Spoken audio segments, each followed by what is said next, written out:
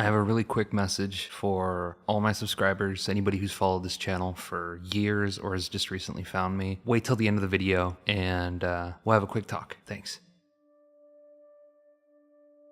Life is supposed to be better after graduation. You walk across that stage, grab your diploma, and you're welcomed into the real world with open arms. All those parties, all the cheering, all the gifts, all the congratulations you get. It's all supposed to represent the new world you're about to join. I mean, you just made it through the hell of high school. 4 years of stress and drama, and now you're finally free to be an adult.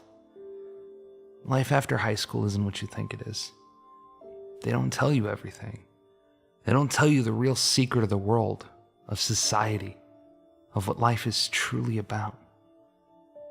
They don't tell you about the never-ending cycle of money, the endless grind to make a buck. They don't tell you about greed. If I'd known, maybe I would have been better prepared for the time after graduation. Maybe I wouldn't have been so self-righteous, and maybe I wouldn't have ended up where I am right now. Sleepwatching. The newest way to make some quick cash. Manny told me about it. He meant well, he really did. I mean, he's been my best friend since freshman year. He didn't know what could happen. We both experienced the newfound struggle for money after graduation. We were just kids. Lazy, stuck-up kids. We thought that we were too good for some entry-level job at McDonald's or Walmart. We wanted something that was going to bring in money, quickly and easily. So, him being the best friend that he is, he looked around online. It didn't take him long to find exactly what we both wanted. He found sleepwatching, a job in which you get paid to do absolutely nothing. All you have to do is sit there and stay awake. He texted me. The way he explained it, sleepwatching would be the easiest job on earth. And just like most things that end in disaster, it seemed too good to be true. So, me being exuberant about my brand new job opportunity, I raced to my computer with all the excitement of a boy who had just found Wonka's 5th and final golden ticket. Didn't talk to anyone else about it, just sat down at my desktop, launched Chrome, began looking up the wonderful world of sleepwatching.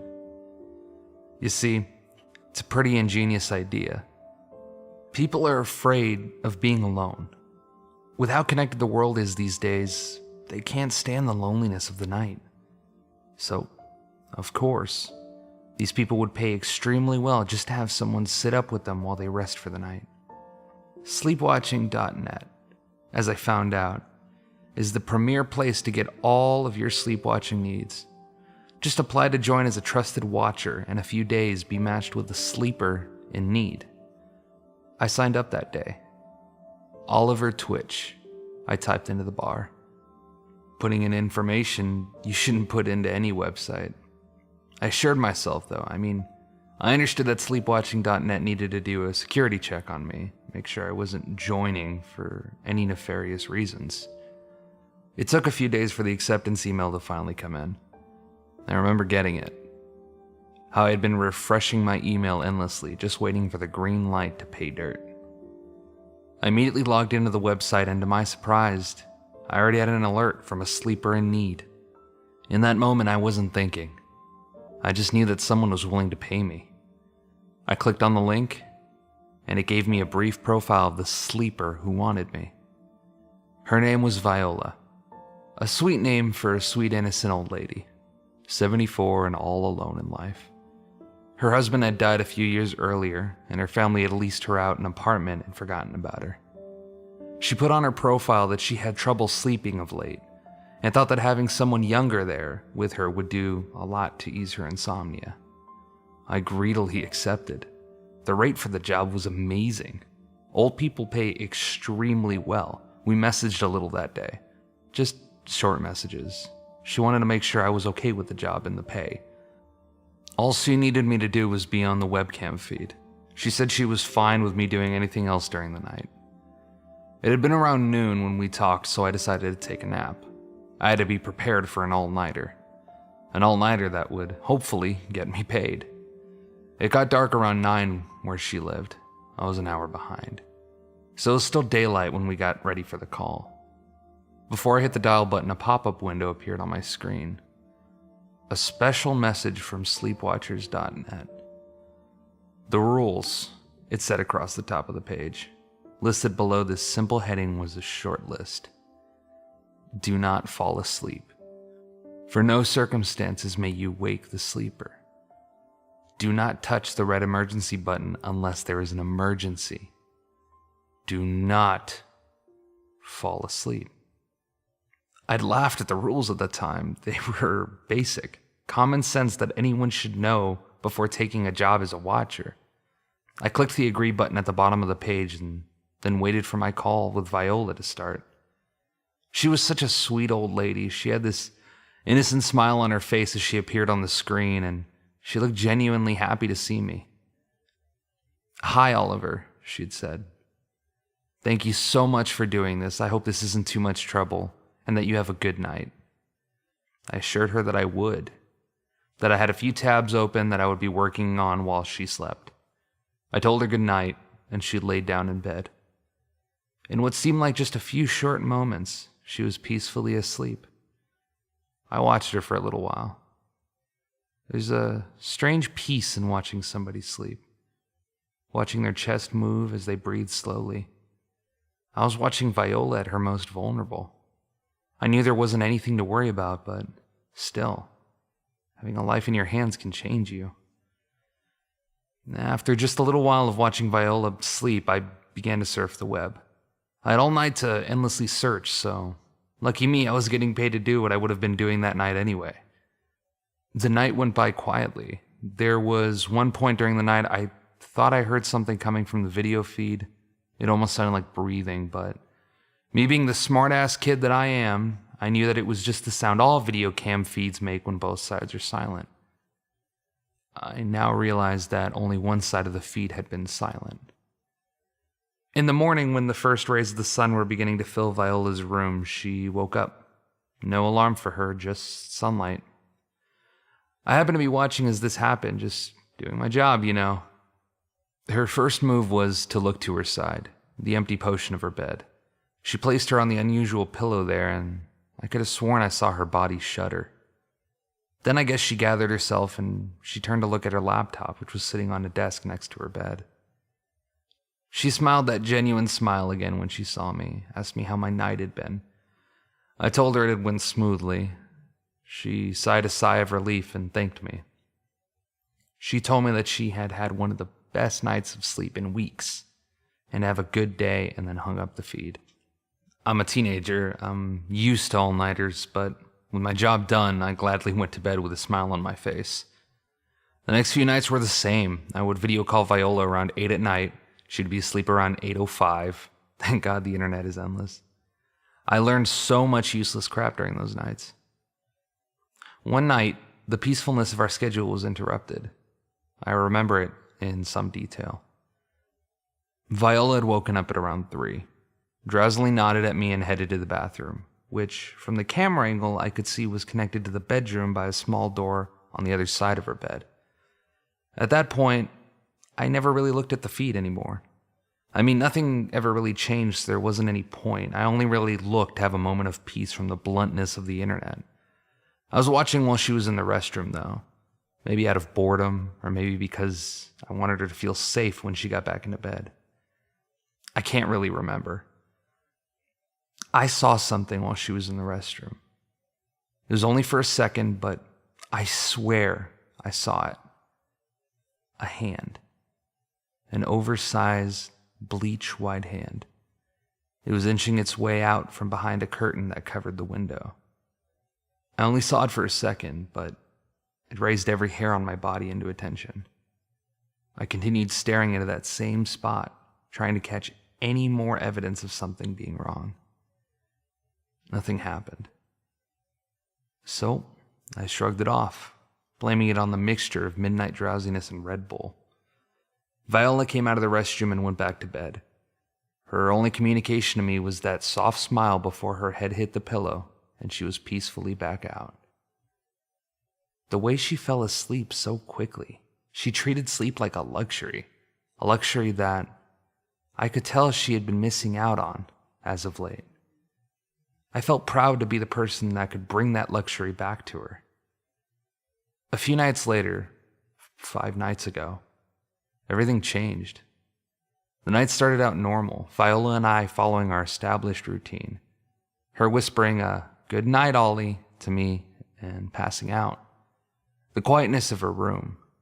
The sound of me clicking away into Google, trying to find some new information that I had yet to exhaust.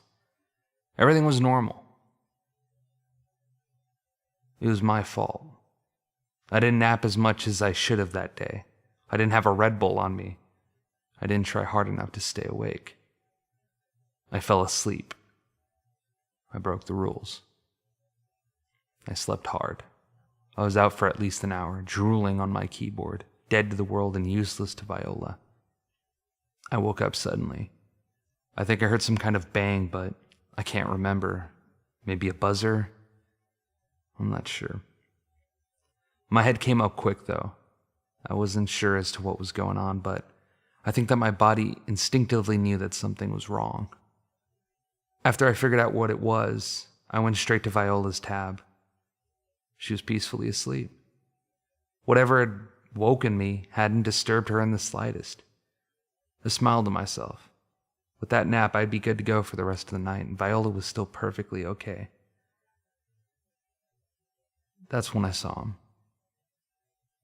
The ghoul I now call the Watcher.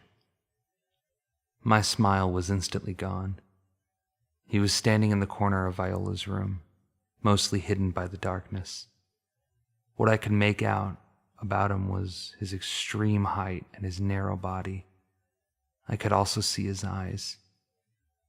They were white, entirely white. They seemed to be reflecting some ungodly light. They were directed straight at me. I couldn't move.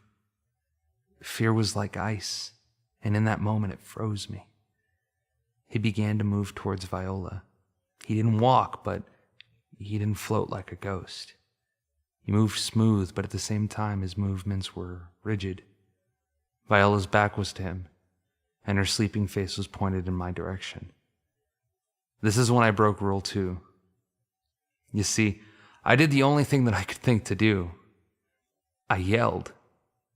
I yelled and I screamed for Viola, trying to wake her up. It worked. Now I wish it hadn't. Her eyes popped open and instantly locked with mine. As she did this, though, Watcher was upon her. He began slamming both of his fists onto her body over and over again. It made this sick, wet sound, a rhythmic thud. I saw it all. I saw the look of surprise she had when she first woke up, the confusion on her face after the first blow hit her body, and then the fear as she realized what was happening. Blood was everywhere. It wouldn't stop coming. Viola's eyes were on me the whole time. She was crying. She had given up, and she was steadily weeping as he beat her. Ollie. I barely heard her whisper. Help me. I tried to do the only thing I could. I grabbed the mouse and clicked onto that red emergency button, the one that's supposed to only be used during emergencies. It didn't work. This feature is restricted at the current time to user Wishbone43. Reason: disobedience of the rules. Some way, somehow, Sleepwatchers.net knew I'd fallen asleep. It knew, and now it was punishing me. I turned my attention back to the thing as it continued slamming its oversized fists onto Viola. Those once white hands were covered in blood. Viola's eyes were lifeless. She was gone. I could still hear her plead for help in my ears. I sat in front of my computer with my head in my hands and I cried. Viola died because of me. An innocent old lady because I couldn't keep my stupid eyes open. Remember how I talked about how it feels to have a life in your hands? Well, it really, really sucks when that life is lost and you're to blame. The tears wouldn't stop coming. They still haven't. I listened to the continuous slamming of the Watcher's fists into Viola's body. After a little bit of time, they finally stopped. It took every ounce of courage that I had to look up. But I did. Those wide eyes were staring at me. Those huge white hands covered in Viola's blood hung limply at his sides. Those eyes didn't say anything, but I knew what he was trying to tell me. It's all your fault, Ollie. I haven't slept since that night. She haunts my dreams. If I close my eyes for even a second, she's there, screaming at me, cursing my name with that innocent voice. She knows it's my fault, and she won't let me forget it. That thing's coming for me. Viola's death was just the beginning, the first part of a two-part punishment. My death will be part 2. I don't know what to do. I haven't told anyone. I know anyone that I could possibly tell would think I'm insane, and if they didn't instantly call me crazy, well then they would know that Viola's death is my fault. It isn't that monster's hands that are covered in blood, it's mine. He's been getting closer every night. At first, it was just shadows, things that could be mistaken as nothing, but now I hear his breathing. I see those blood-soaked hands everywhere, that low, almost silent breathing. I hear it no matter where I go. He's always watching. I know he's here right now, behind me as I speak, standing over my shoulder and listening to every word I have to say about him. This nightmare is torture. I'm gonna go insane soon if I don't sleep. Please, I need help. I'm begging you. I'll give you everything I own. Just please, go find my account. I won't make it through another night without somebody here. Don't let me die. Don't fall asleep.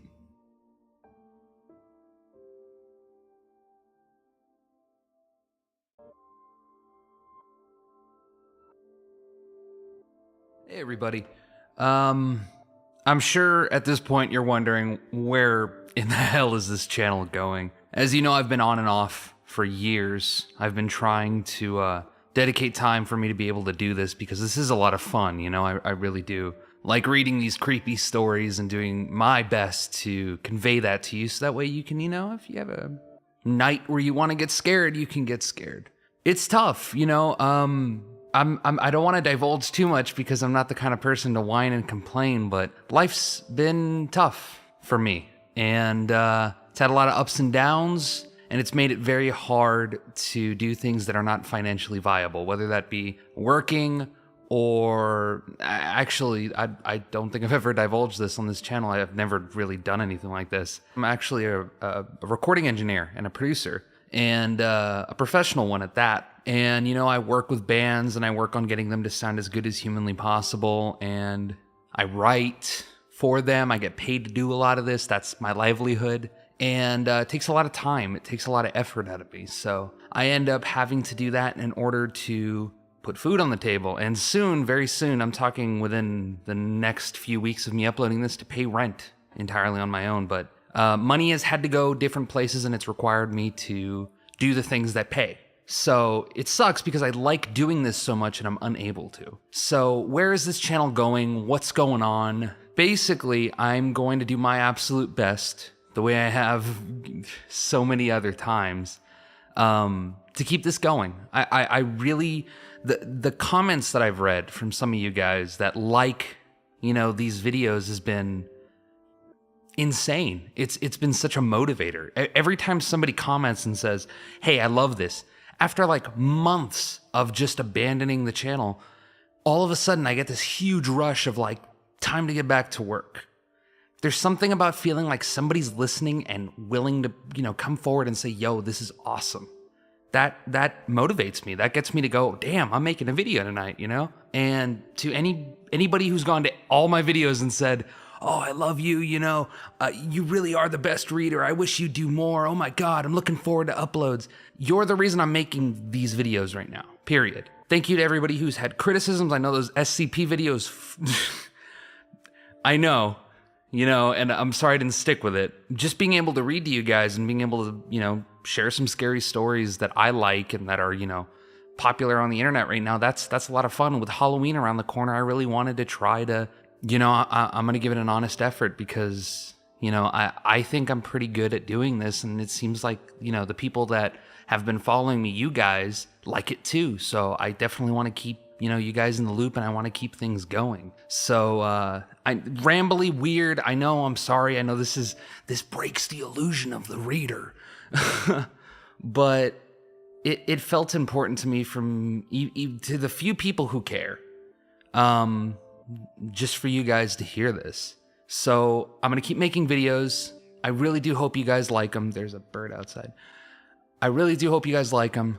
If you made it this far, if you're brand new, please do subscribe. Leave comments. My God, comments like fuel me. It's just the best feeling in the world, whether negative or positive. The positive ones keep me going. The negative ones make me go, man, I guess I better do better next time. Yeah, subscribe. If you like the video, leave a like. I really do hope, I can keep doing this. I really hope I can keep doing this. It's a lot of fun. I enjoy doing it. And, if it becomes viable, if the channel grows, it'll be a focus. It'll be a big focus because I need to focus on the things that are going to allow me to figure out my life. Too deep. Sorry. I appreciate you guys being with me on the spookiest month of the year. All right. I'll catch you guys later.